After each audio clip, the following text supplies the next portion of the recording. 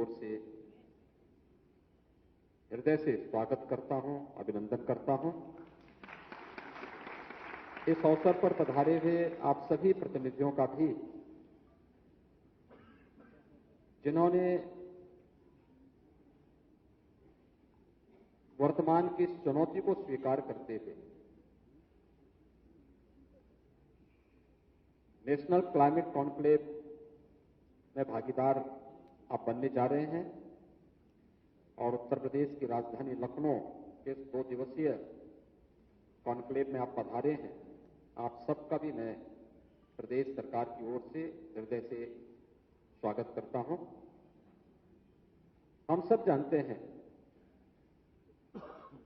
कि भारत की परंपरा सदैव से पर्यावरण हितैषी रही है। दुनिया के सबसे प्राचीन जो ग्रंथ हैं उनमें वेद एक है।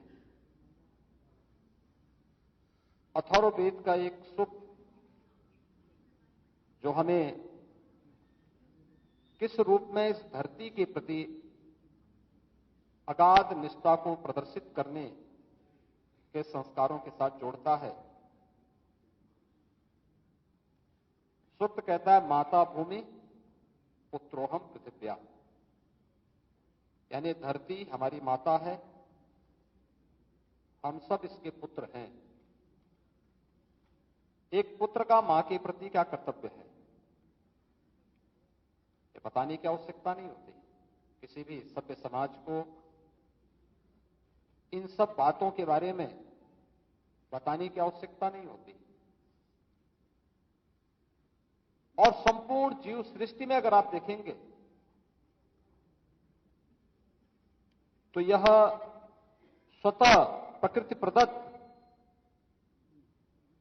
एक स्वभाव और संस्कार मां के प्रति देखने को मिलता है। और यहीं से प्रारंभ होता है कि इस धरती माता के प्रति हमारे दायित्व किस रूप में आगे बढ़ सकते हैं। क्लाइमेट चेंज आज की एक चुनौती है। आप देख रहे होंगे असमय अतिवृष्टि होना, इस बार हम देख रहे थे, विगत वर्ष ही देख रहे थे, अक्सर 15 जून के आसपास मानसून आता था। जून में बरसात नहीं हुई, जुलाई में 1-2 बार बारिश हुई, पूरा जुलाई सूखा बीत गया, अगस्त सूखा बीत गया, और यहां पर मानसून कब आया? अक्टूबर में। लोग ये मान के चलते हैं कि उस समय तो बरसात होगी ही नहीं, लेकिन पहली बार उत्तर प्रदेश जैसे राज्य में भी हम लोगों को अक्टूबर के महीने में बाढ़ की त्रासदी का सामना करना पड़ा। मैं सार्वजनिक जीवन में पिछले 25 वर्षों से हूं, मैंने 25-30 वर्षों में कभी नहीं देखी कि कभी बाढ़ अक्टूबर के महीने में आई हो। लेकिन इस बार अक्टूबर के महीने में उत्तर प्रदेश के कई जनपद बाढ़ से पूरी तरह प्रभावित थे। आपने इस सीजन में भी देखा होगा, और केवल उत्तर प्रदेश ही नहीं, देश के तमाम राज्यों में वर्तमान की जो बारिश हो रही है, नवंबर में बारिश नहीं, दिसंबर में नहीं, जनवरी में नहीं, फरवरी में भी नहीं, मार्च के अंत से शुरू हुआ है ये साइकिल, और अभी भी तमाम राज्यों से प्रभावित है। यानी जब किसान को पानी की आवश्यकता है उस समय बरसात नहीं है, लेकिन जब किसान अपनी मेहनत से अपनी फसल को तैयार करके उसे काटने के लिए जाता है, तब असमय अतिवृष्टि या ओलावृष्टि से उसकी पूरी मेहनत में पानी फिर जाता है।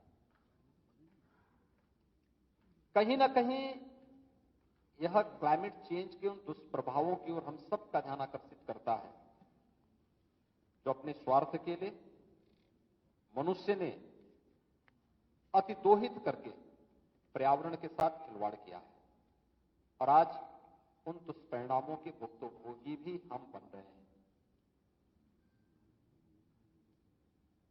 लेकिन इसी चुनौती के बीच में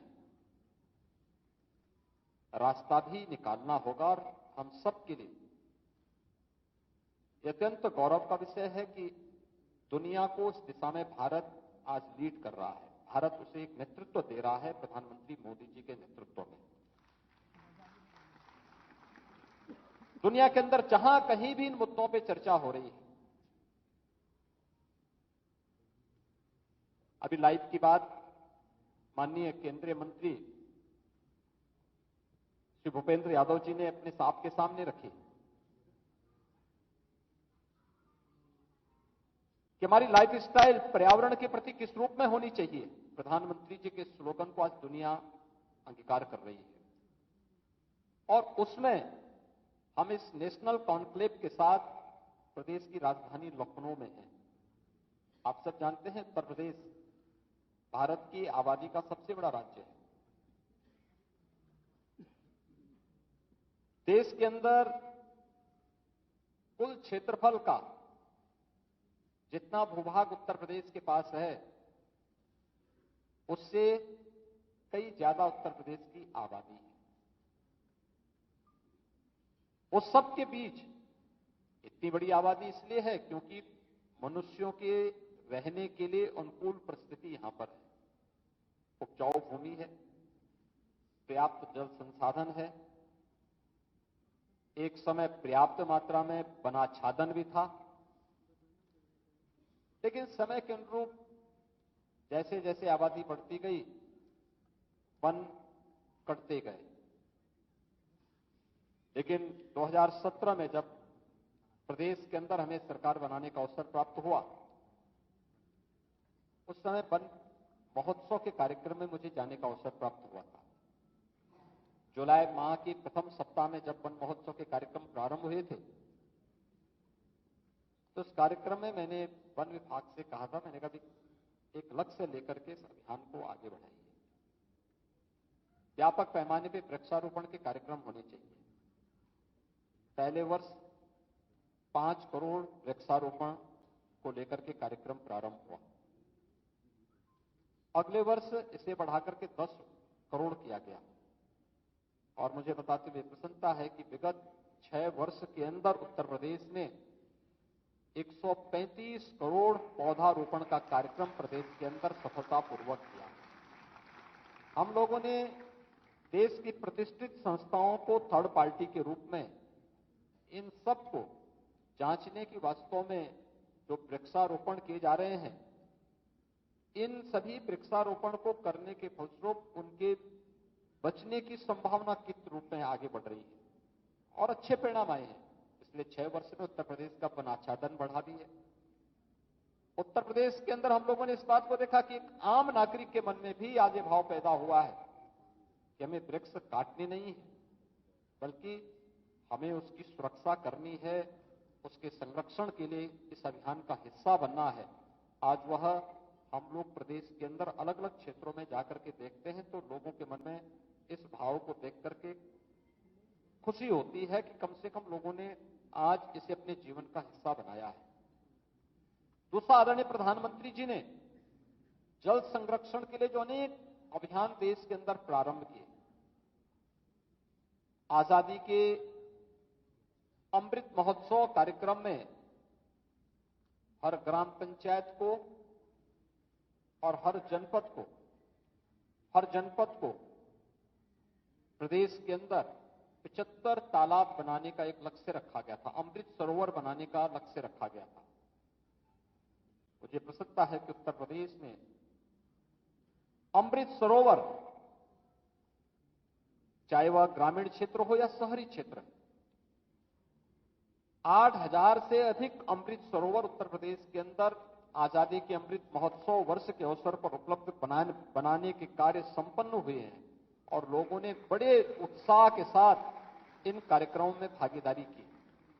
वन विभाग ने भी जल संरक्षण के लिए अनेक कार्यक्रम प्रारंभ किए, जिसमें अमृत सरोवरों के निर्माण के साथ साथ सरोवर के तटवर्ती क्षेत्रों में व्यापक पैमाने पर वृक्षारोपण के कार्यक्रम को आगे बढ़ाना। प्रदेश ने एक अभिनव कार्यक्रम और चलाया था, अक्सर होता था और मैं अक्सर इस बात को बोलता भी हूं कि पूर्वज हमारे कितने दूरदृष्टा थे। कहीं भी कोई अच्छी फलदार वृक्ष लगाते थे, सच था कि उस वृक्ष को बड़ा होने में और फलने फूलने में उसको समय लगता था, लेकिन सैकड़ों वर्षों के बाद भी वह वृक्ष आज भी फल देते हैं। मैं इस बात को देखता हूं। हमारे यहां गोरखपुर में गोरखनाथ मंदिर प्रांगण में एक आम का वृक्ष है, आज भी फल देता है। आप जब कभी बद्रीनाथ धाम गए होंगे, बद्रीनाथ धाम के जो सिद्ध योगी हैं वह योगी सुंदरनाथ जी। 1907 में योगी सुंदरनाथ जी गोरखपुर में उस वृक्ष के नीचे, उस समय गोरखपीठ में सिद्ध योगी योगीराज बाबा गंभीरनाथ जी हुआ करते थे। इन दोनों के बीच में संवाद होता है। वह वृक्ष आज भी उसका गवाह है। भारत सेवाश्रम संघ भारत के अंदर अध्यात्म और क्रांति का एक ऐसा पवित्र संगठन, आध्यात्मिक चेतना से उत्प्रोत एक ऐसी संस्था जिसके संस्थापक स्वामी प्रणवानंद जी थे।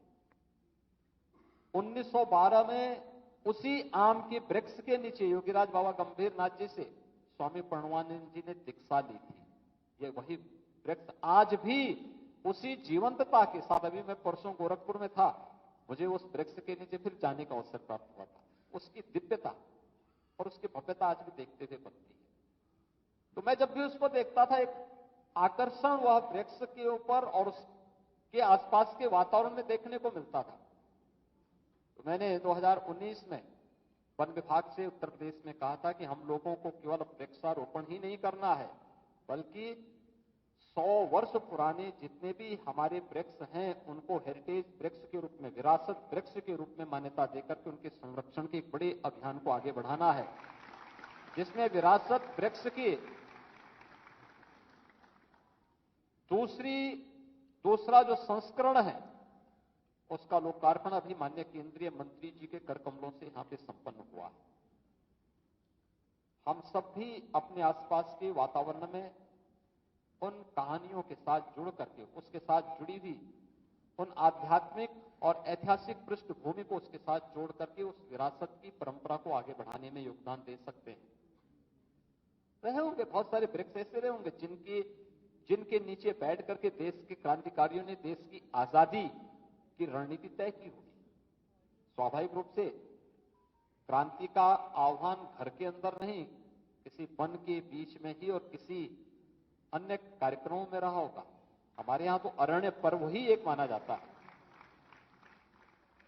ये सभी कार्यक्रम आध्यात्मिक विरासत के कार्यक्रम हो या फिर क्रांति के कार्यक्रम, ये तो वनों के बीच में ही और वृक्षों के बीच में ही संयोजित किए जाते हैं।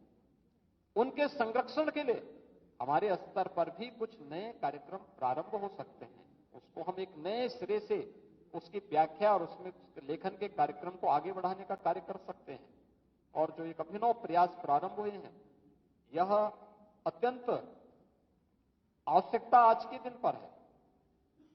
प्रदेश में विगत 6 वर्ष के अंदर आदरणीय प्रधानमंत्री जी के मार्गदर्शन में प्रदेश सरकार ने अनेक कदम उठाए हैं। एक और विकास आज की आवश्यकता है, उसको ध्यान में रखकर के जहां कार्यक्रम प्रारंभ हुए, लेकिन साथ साथ पर्यावरण और प्रकृति के प्रति भी अपने उत्तरदायित्वों से हम मुक्त नहीं हो सकते, उसको भी इसके साथ जोड़ने का कार्यक्रम आगे बढ़ा है। उत्तर प्रदेश पब्लिक ट्रांसपोर्ट के मामले में मेट्रो को सर्वाधिक सिटी के अंदर संचालित करने वाला राज्य है। आज डीजल और पेट्रोल से चलने वाले वाहनों की जगह एक भारत सरकार की तर्ज पर स्क्रैप पॉलिसी उत्तर प्रदेश सरकार ने घोषित की है और बहुत शीघ्र 15 वर्ष पुराने कोई भी वाहन उत्तर प्रदेश की सड़कों पे नहीं चलेंगे। इस कार्यक्रम को जहां लेकर के उत्तर प्रदेश सरकार चल रही है, वहीं इलेक्ट्रिक व्हीकल की अपनी पॉलिसी के साथ डीजल और पेट्रोल के वाहनों को धीरे धीरे करके सड़कों से बाहर करना, और हम लोग भी इस कार्यक्रम के साथ इलेक्ट्रिक व्हीकल को या फिर ग्रीन एनर्जी को प्रमोट करने के लिए, जो अभी बताया गया कि इथेनॉल उत्पादन करने वाला उत्तर प्रदेश आज देश के अंदर नंबर 1 राज्य है जो सर्वाधिक इथेनॉल का उत्पादन कर रहा है। यह भी आज उत्तर प्रदेश के अंदर हो रहा है। रिन्यूएबल एनर्जी के अंदर जो बहुत सारी संभावना उत्तर प्रदेश के अंदर है, इस पर भी प्रदेश सरकार की अपनी पॉलिसी है, जिसमें प्रदेश ने नेट मीटरिंग और नेट बिलिंग के कार्यक्रम को भी अपने यहां मान्यता देकर के इस कार्यक्रम को प्रदेश तेजी के साथ आगे बढ़ाने का कार्य कर रहा है। हम सबको मिलकर इस कार्यक्रम को आगे बढ़ाना पड़ेगा, और जब समाज, सरकार और इस क्षेत्र से जुड़े हुए विशेषज्ञ, ये सभी लोग मिलकर के एक साथ अभियान चलाएंगे। कल कितनी आदरणीय प्रधानमंत्री जी के